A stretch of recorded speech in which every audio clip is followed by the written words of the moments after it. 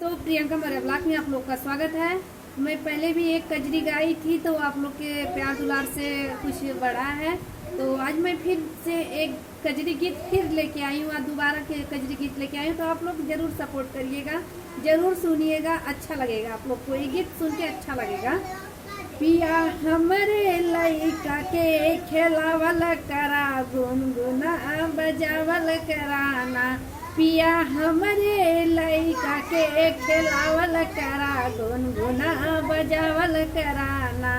पिया हमरे लइका के खेलावल करा, गुनगुना बजावल कराना।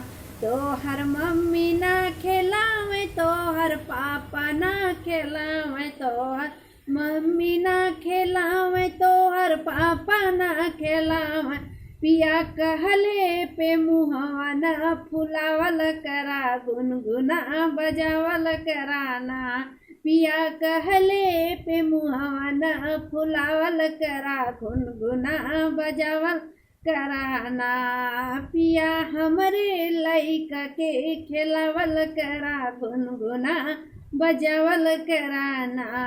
पिया हमरे लइका के खेलावल करा, गुनगुना बजावल कराना।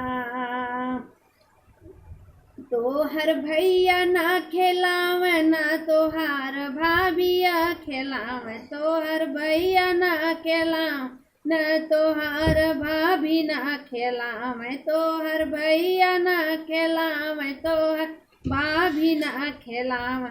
अपने कन्हवा पे बैठावल करा, गुनगुना बजावल कराना। अपने कन्हवा पे बैठावल करा, गुनगुना बजावल कराना। पिया हमरे लइका के खेलावल करा, गुनगुना बजावल कराना। पिया हमरे लइका के खेलावल करा, गुनगुना बजावल कराना। छोट देवर ना खेलावे, छोट ननदी ना खेलावे, छोट देवर ना खेलावे, छोटकी ननदी ना खेलावे। हमरे कमवा में हथवा बटावल करा, गुनगुना बजावल कराना। हमरे कमवा में हथवा बटावल करा, गुनगुना बजावल कराना। पिया हमरे लइका के खेलावल करा, गुनगुना बजावल कराना। पिया हमरे लइका के खेलावल करा, गुनगुना बजावल कराना। जय हिंद, जय भारत।